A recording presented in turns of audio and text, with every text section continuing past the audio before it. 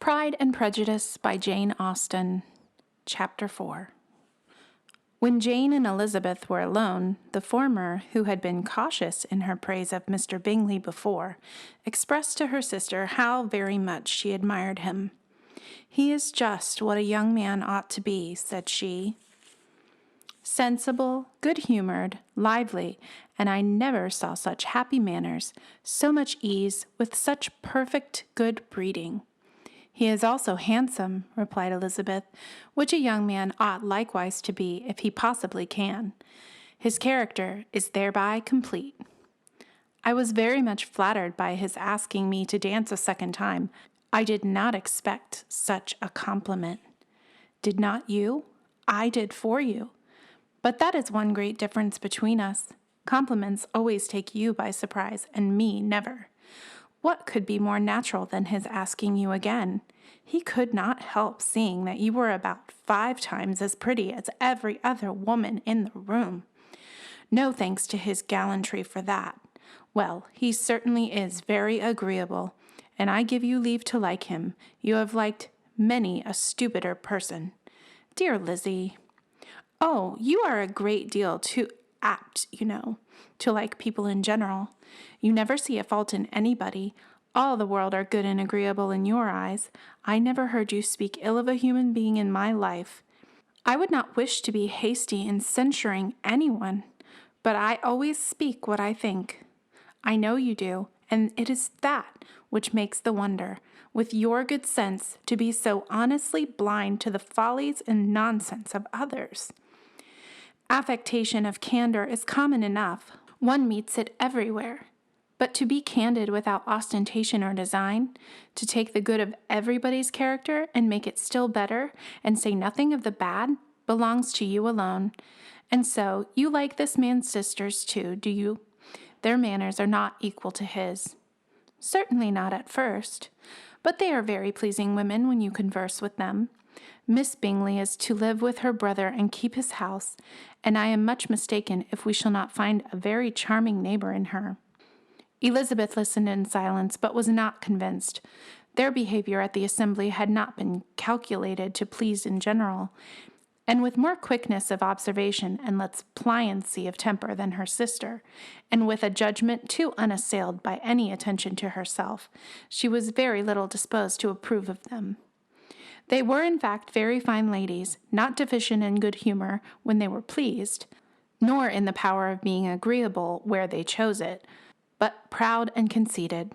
They were rather handsome, had been educated in one of the first private seminaries in town, had a fortune of 20,000 pounds, were in the habit of spending more than they ought, and of associating with people of rank, and were therefore in every respect entitled to think well of themselves and meanly of others. They were of a respectable family in the north of England, a circumstance more deeply impressed on their memories than that their brother's fortune and their own had been acquired by trade. Mr. Bingley inherited property to the amount of nearly 100,000 pounds from his father, who had intended to purchase an estate, but did not live to do it. Mr. Bingley intended it likewise, and sometimes made a choice of his country. But as he was now provided with a good house and the liberty of a manor, it was doubtful to many of those who best knew the easiness of his temper whether he might not spend the remainder of his days at Netherfield and leave the next generation to purchase. His sisters were very anxious for him having an estate of his own, but though he was now established only as a tenant, Miss Bingley was by no means unwilling to preside at his table, nor was Mrs. Hurst, who had married a man of more fashion than fortune, less disposed to consider his house as her home when it suited her. Mr. Bingley had not been of age 2 years when he was tempted by an accidental recommendation to look at Netherfield House. He did look at it and into it for half an hour, was pleased with the situation and the principal rooms, satisfied with what the owner said in its praise, and took it immediately. Between him and Darcy there was a very steady friendship, in spite of a great opposition of character.